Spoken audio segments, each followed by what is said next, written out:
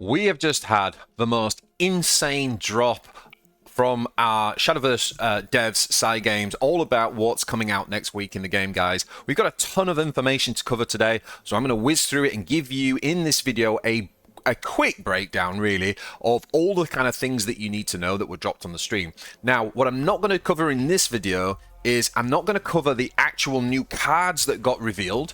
If you're interested in seeing those, I've got a separate video here, which I'll link above and at the end of this video. So definitely go and check that out in the channel if you just want to see the new cards. What we're going to cover in this, though, is all of the news around the game that got dropped. So without further ado, guys, let's dive on in. Okay, so first of all, we got this huge, it went on for about 3 hours, this huge channel stream and big game update on the 12th of June. And the first thing that we want to talk about is exchange tickets. So basically what they revealed here is that a special ticket can be occasionally found when opening your card packs. And what you do is you trade one of those in for a leader set, as it says, or a card style, for a lead set, card style, and home background set. Now, some people are saying you get to choose one of those. My understanding from the way they talked about it and the way that's written there is that your one ticket gets you the full thing. It gets you the leader set, card style, and home background set, or a visage of the designated character. So, yeah, really cool. Obviously, we're all going to want to personalize our games and our profiles, and we're going to have favorite characters from past, our favorite artwork, etc. So this will be a nice kind of like bonus surprise when it pops up in a pack that you can kind of go ahead and do. Another thing which I personally loved, especially thinking about some of my favorite games like Gwent in the past, where they had amazing fully animated cards, and they've actually brought that into the game. And one of the things that's pretty cool with this is that cards that have special animations, they can be redeemed with card pack points, which we'll talk about in a minute. But one of the cool things about it is that you get the full set. So, you know, if you get the UD, for example, you get all 3 copies of it that are animated. It's not just like only one's animated and the other 2 aren't. Okay, so talking about card pack points. So every time you buy a card pack, bear in mind this does not apply for the free pack that you get every day, but every time you buy one, you basically get what's called a card pack point, okay? And these things just kind of slowly accumulate in the background. And basically, once you get enough of them, you can trade in your card pack points for special rewards, okay? So you can see here, a lucky chest. It says to open a lucky chest, you receive a reward from 4 types of exchange tickets, 3 types of fully animated cards. The first chest costs 250 points to open, subsequent ones cost 200. Or you can actually not do that and just save them. So if there's one that you really want, you just don't bother opening at 250, just keep going, and essentially once you get 350 points, you can decide which one you want. So it's a case of like, if you're not too precious about one, I'd probably say go with the standard, because you're getting, obviously, you're going to open more special things because it's fewer points. But if you know exactly which ones you want, then obviously you want to save up a little bit more and spend. All right, next up, something I was particularly excited as someone who's coming new to Shadowverse. I did play a little bit of OG, as I've said before, but I am really deep diving in from the beginning of Worlds Beyond. I'm going to consider myself a newbie to Shadowverse, even though I've got a ton of experience in other CCGs. And one of the things I really like is, and was really keen to look at, is what's the practice mode like? What's the onboarding look like for new players, right? So first of all, what they've got is practice. And it says you can sharpen your skills against computer opponents. Good. I'll spend a lot of time doing that. Pit yourself against a beginner, intermediate, and advanced versions of each class. So very cool. So as you're trying to understand how to play against classes, obviously you can start with beginners, and as you start beating those bots easily, you can ramp up the difficulty. And you can test out the decks that you've built. So this isn't just something you go in and do practice on pre-made. You can actually use your own decks to test, and also you can use UD, as I've described before. It's kind of like an AI coach, if you like, and UD is there to help you. One of the things that was kind of funny, kind of concerning on the stream itself was that when they tried to use UD in this specific feature, the game did crash like 3 times in a row, and they had to circle back to this feature at the end of the stream. So I'm not sure what that means for like the game on launch. I'm pretty sure they'll be after that they'll be working pretty rigorously to patch that in, but you know, just a little word of warning there. Now, the thing that I really love, this is actually one of the real standout pieces for me. Maybe if you're an OG PvP player, you might have overlooked this, but honestly, for someone coming in, this bit I really was happy to see. The battle tutorial. And what you do here is you follow Yudi's lead, and she teaches you the basics of battling. So what you're going to do is, I mean, I'm not expecting, you know, how good is Yudi? How powerful is the AI in this? I don't know. I'm assuming it's going to be pretty basic, right? I don't think we're going to be getting some sort of top tier chess engine level of AI here. No, it's not going to be Stockfish, right? But I'm assuming it's going to be basic, but still, it's really good for understanding. You forget when you're an existing player that there's so much information that you take for granted, and if you're new, what this is going to do is kind of really point out and highlight and illustrate key things that you should be focus on and draw your eye and your attention to that thing. So this is pretty cool. You're going to learn tips, tricks for playing all the classes and their variations. So again, I really want to, just before I kind of start working out what's my favorite faction, I think it's going to be really cool to be able to do this and really get a flavor and a feel for each of the different factions' play mechanics, because you might think you really like the sound of something on paper, but when you actually play it, you might go, this feels a bit clunky, or I'm not having as much fun with this, whereas this one I am. So definitely go ahead, if you're like me, and play through the battle tutorial and see how each faction feels to you before you start making any kind of major decisions about the road you want to go down. And the other cool thing is you do earn rupees with the tutorials you clear, so it's not like this is a side thing that's taking you away from collecting and building the collection up front. You're going to be doing that from the start. So I'm really excited about battle tutorial. I imagine I'll be spending this will be where I'll probably go first, to be honest. Alright, now they are going to have a battle pass. This is something that you can participate in for free, which is pretty cool. That's the normal pass. You can see here there'll be certain rewards for hitting certain milestones, but you can upgrade and purchase a premium pass. If you do, you'll get more rewards, and we don't know exactly what those rewards will be, but it could be more rupees. That's certainly what I saw in the old battle pass, that you generated more rupees from it, but there could be some limited cards or cosmetics as well in the premium. So yeah, pretty cool. Just another thing to add to the collection. They also talked about these different premium cards and supplies. So I just showed you earlier the premium cards, and there's different these different gems, if you like. So you can get a Seer gem, which is used to create premium sleeves and emblems, the Seer's globe, which is used to create premium legendary cards, and the Apprentice's globe, used to create premium gold, silver, and bronze cards. So basically just a kind of new resource, if you like, to be able to get those premium versions of things. Now, they also talked about ranked matches and how the flow of the seasons are going to work. And because they are going to be releasing quite a lot of sets actually quite quickly into the game, the seasons kind of align. So we can see, obviously, the game launches June the 17th, and Season 1 is going to last through the Legends Rise, which is the base set that we're starting with, and the new set, which will be called Card Set 2 for now. And so at the end of that, that's when Season 1 will finish. And that will take us up to about late August. At that point, Card Set 3 will come out, and we'll get into a routine from there. And the routine seems to be that a card set will launch every 2 months, and therefore, with each card set, there'll be 2 seasons. So it's basically a monthly season, Season 1, Season 2, and then you get a new card set, which I think is pretty cool, actually. Coming from Warforge recently, they did do balance patches every month, and the cadence of that felt pretty good. I feel like what you're going to get here is Season 1, everybody's going to be working out new stuff. Season 2, you're going to get quite refined metas which will be great for the competitive scene, the tournament scene, and then all of a sudden the whole game will get refreshed with like the new card set. So I feel like they've kind of nailed it there, to be honest. Now then, one of the things that I found very interesting, kind of like boom, owl eyes, when I was looking at this, is how the ranked matches work. And the thing that really stood out for me is that you won't lose rank points even if you lose matches. Now, most ladder systems, that does apply at the early ranks, like the beginner or the D rank, for example, in this case. But generally speaking, then, like, what happens is let's say like in Magic, for example, say you got to B rank, the equivalent would be that you'd have 5 levels within B rank, and you could go down if you lost, right? So you could go back down to level 1 if you were losing games, but you couldn't fall to C rank. Whereas in this game, what they're basically saying is you're not ever going to lose rank points.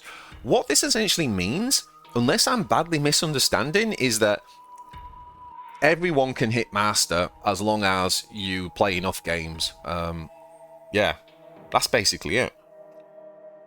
You could have a 20% win rate, meaning you're not great at the game, right, with a 20% win rate, but you could still potentially hit Master. That's how I'm understanding this. I do find that to be interesting. I don't know what was behind that decision. I can understand that it might feel more motivating to people to stretch for Master, because it can be demotivating if you hit like a plateau and then you start losing all the time and you go backwards. But yeah, it's going to mean there's going to be a lot of Masters at the end of a season, I think. They also mentioned that they are going to introduce a Grandmaster rank, and that'll be added at a later date, so I'm not sure how that's going to work. I imagine that's going to be like some sort of pro-level rank, and I imagine that the rules for that will be somewhat different. So very, very interesting. This will be my main game mode. I'll be mainly playing ranked and bringing you deck guides and meta snapshots and things like that, so look out for that. Next up, they also introduced a thing called ranked groups. So the thing about the group is this doesn't affect your ranking. This is your actual ranking, but the group determines what modifier you get. So if you're in the diamond group, let's say you've got a 75% win rate, you're going to probably be in the diamond group because you're winning all your games. And what that basically means is you get a modifier of +2, so you'll climb quicker, basically. Now, if you're in, like, you know, the AA rank, but you're losing, you've only got a 20% win rate, you're probably going to have an Emerald group rating. And the reason why this is important, what they're trying to do here, is more about matchmaking, all right? So Emerald players will be matched with Emerald players, but within the same rank. Topaz players will be matched against Topaz players, but within the same rank. If there's no Topaz player to play, then they'll probably match you with a Ruby or Emerald, right? So it's really trying to get people who are at a similar kind of win rate and level to yourself. So I think that's pretty cool. It makes sense. It's almost like a hidden mechanic. They could almost like not be explicit about it and just have this run in the background, but yeah, they shared that with us, so that's pretty cool. I did say in one of my videos, it's really important that people are playing people of a similar level to them, because it's very demotivating if not. Alright, next up, they are going to have unranked matches. Makes sense. You build a new deck, you dive in, you want to test it, right? You don't want to lose your ranking, even though we just said you don't actually lose your ranking, so... But you know what I mean. The cool thing about this is they are giving you beginner and expert. So that's cool, because again, like, sometimes the AI can become so easy, so basic as you start to learn the game, that when you build a new deck and you test it against the AI, you're like, you feel great because you're winning, but it's actually a false sense of confidence because it's not that good. Whereas having the expert mode, maybe that means that it's going to be more of a challenge. So I think that's a cool thing. Now, they did jump in and tell us a lot about the Shadowverse Park, and finally we got some clarity about exactly what is going to go on here. And essentially there's kind of like these 3 main things for me. There was kind of like the main there's like the main area, there's the lobby, and your personal room. The main area is where you're going to basically socialize with others, and you're going to basically you can walk up to these battle tables, right, and you can challenge other people to a user match. There's going to be a knockout battle table, and you can have like win streak records. I imagine leaderboards are going to be up and stuff, and you can access various types of matches in an avatar shop. So there's a little shop you can see here where you can actually get specific types of gear from there. So that's like the main area. Now, people are going to be able to form guilds. I can't remember if they said it was up to 30 people. I'd have to go back and check that. But you can basically form a guild, and then within your guild, you can have your own lounge. And basically, that's where you can do all sorts. You can play like footballs, different types of soccer, things going on, like have a bit of fun. But also in the guild, you are able to share, have matches against guild members, and you're able to also communicate and chat with people as well. In your actual personal room, this is where you can actually personalize your room with like posters and stickers and different themes. And you can also use a training mode to play matches with revealed player hands, right? So you can actually practice against a friend, for example, and see what the other person's hand is. So a slightly odd game, but it just helps you kind of like strategize against different specific classes, for example. So yeah, Shadowverse, the park is looking cool. It's still one of those things I'm going to have to dive in and see. There's all sorts about being able to customize your avatar and all sorts of that type of thing that's pretty cool. But there is a thing about, you know, being able to share deck lists with your friends in there, being able to there's even a chat feature. So I mean, I don't know how that's going to be moderated. Like, you know, it could lead to some kind of slightly dubious, weird stuff going on. So just be careful when you're going in there. You know, don't be oversharing personal details and all that common sense stuff. Anyway, one of the things that was very cool about Shadowverse Park is this weekend lobby tournament. This again was one of my kind of real standouts from the show, because essentially what this is doing is creating a casual tournament every single weekend in the lobby, and that means that you can basically play players from all over the place and make new friends and rivals. But it's a bit like going down to your local card game shop and going in a weekly tournament, right? It's basically that, but in a digital space, and I think that's really cool. And this is going to open up all sorts of cool stuff for like seeing like unique decks and unique approaches to competitive play growing, and people like me, you know, people streaming these events and bringing that to a wider audience out of a local tournament. So yeah, really nice breeding ground for like the more competitive style of play, and I definitely want to participate in some of these myself. Now, they did talk about this Rupes Galore event. Remember, they said once we got 500,000 pre-registrations, there was going to be a special Rupes event. Well, they did talk about what that is. Dead simple, guys. All you've got to do is, when the game launches, just go on in to the Shadowverse Park, and as long as you play a match at a battle table or a lobby match within Shadowverse Park every day, then you will get you'll get some random rewards straight up. And they have been explicit and said, such as legendary cards. So, I mean, that sounds like, okay, they're pretty serious rewards then for doing that. But you also essentially enter the pool, enter the lottery to have a chance of winning this sort of 2.5 million rupees. Now, one thing I will definitely say as a top tip from this video is make sure you go and create a Cygames ID account. Every time you purchase like packs or something through like Google Store, what happens is Google charge a percentage of commission, right, to Cygames for using their service. Whereas if you create a Cygames ID account, you'll be able to cut the middleman out and essentially purchase stuff directly. And what that will really mean for you is that things are cheaper. You're going to get more for your money. So if you're going to spend money on the game, like I'm going to definitely spend some money on this game. I definitely would say, top tip, go and make yourself a Cygames ID account. And there's a nice little sweetener. They're actually going to give you 5 card pack tickets just for linking your game data to your Cygames ID. So just for creating and linking your account, basically. Yeah, so they're going to be, on top of that, I think they're going to put exclusive deals and bundles just on the Cygames web store, so they won't even be available in other places. So it just makes all the sense in the world to go ahead and do this. It's good for Cygames, and it's good for you as the player. Okay, so something that you'll all be interested in, whether you're an OG player or new, as we all launch into this game for the first time, once you've cleared the first Pharaoh missions, you basically get offered like a beginner full deck from a specific faction. This is awesome, guys, because you're going to have your favorite that you want to start with. And this is going to be a tough decision, right? Because if you've got like 3 or 4 that you're really interested in, and you go, oh, I have to pick one, which one am I going to go for? I will definitely be doing some reviews of these decks, don't worry.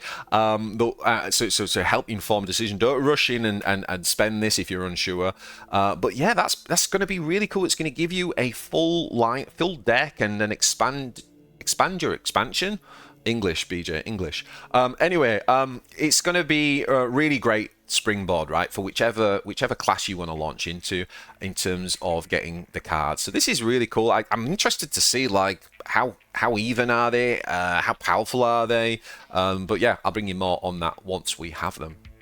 Now, one of the things you can do is you can invite any friends that you've got to come play the game, and if you do, you can create a unique invite code, and when you do that, they get rupees. They get basically additional rupees. Do you get them as well? Get your friends rupees by giving them your invite code and get rupees in return. Yeah, okay, so as they progress through the game, you get rupees. It's not like a thing where you can just cheat the system and get like 20 people to sign up and you just get an injection of rupees. It's as they progress, you get them. Okay, so it works both ways, and again, it's good for the game because it grows and we get more players. So definitely make use of that. Now then, on the competitive front, one of the cool things about Worlds Beyond is they are committing right from the start to a competitive scene. capped by the Shadowverse World Grand Prix 2025 with that humongous prize pool that you see there before you. This is actually going to take place on Boxing Day, December the 26th to the 28th. So 3 days worth of gaming right through to the grand finals. I can't wait to be watching that over Christmas if I don't qualify, which I doubt I will, but hey ho. This is going to be super fun. It's going to be fun to watch. It's going to be fun to follow, to see the decks that get made for this. But it also gives us a competitive roadmap that leads up to it. So essentially what we're going to have is a load of championships. The big one that everyone probably is relevant to everyone here is the Shadowverse Open. If you are playing in Japan, then lucky you, there's lots of additional things just for Japanese players, which makes me sad. You know, sitting here in the UK, sad that I can't go along to some of the cool things that are Japan only. But, you know, they've got some Korea Open also, they've got Taiwan Open. But basically, the Shadowverse Open is open to, like, the Americas, Europe, Southeast Asia, and Oceania as well. So, as you can see here, what you can do, any one of us can do this, right? We can register for the Open, and that's going to take place on July the 26th and 27th, and then another one on August the 2nd and 3rd. This is an online tournament, and the champion will qualify for that Grand Prix. So, awesome opportunity there for everyone to kind of have a go at competitive play, and you never know, you've got to be in it to win it, so why not?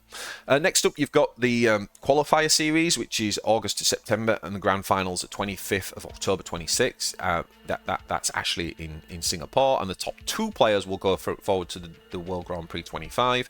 And then you also get this thing called a last chance qualifier, which happens again online, and the champion of that will qualify. So these are just all the different ways to basically get to that Grand Prix event that's happening in December. Very, very cool. A really nice thing that they also talked about in the stream is the card compendium. This is something that each player is going to have, and you can keep track of all of the cards that you've personally collected. And as you collect cards and fill out your compendium, you raise your collection level. So you'll have an overall collection level, which it kind of shows over here on the left. And as you reach new milestones in that, then you're going to earn rewards for that as well. That's pretty cool. They don't often give rewards for this. They just kind of use it as almost like an achievements list. But the fact they're linking rewards to it as well, it's just the icing on the cake. I think this is really, really cool. I'm really happy to see this. I'm pretty sure you'll be able to filter out by sets and things like that as well, right? So that's going to be great as we get deep into the game. Now they have updated their official website, so the cards that have been released so far are all on there. You can go and check them out. But they are going. I'm excited for this. They are going to be unveiling a deck portal specifically, but they're waiting until the 16th of June, so one day before the game launches. And once the deck portal comes on, you're going to be able to view all of the cards in the game, guys. So basically, I'm not going to sleep, am I, for 3 days when this game launches.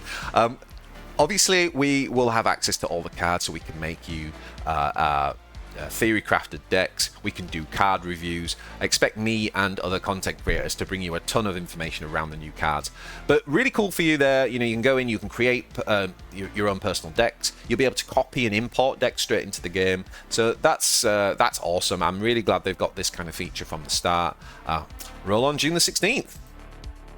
And an update on the milestones, guys. Remember, originally they were saying if we reached 300,000 pre-registrations that every player would get 10 free packs. Well, we've smashed that, guys.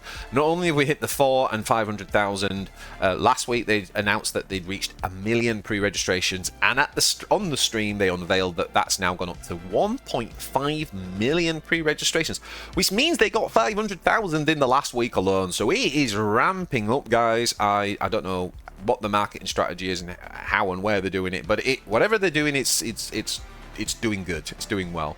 So awesome. The game is going to be huge. Thank you so much for watching, guys. Thank you for all of the support. If you enjoy me and my Yorkshire accent bringing you Shadowverse content, then please do hit that subscribe and that thumbs up. Let me know in the comments what you think to all the news. I've really enjoyed interacting with everybody in the comments, and yeah, let's keep this community vibe going. Thanks for watching, guys. I'll see you in the next one.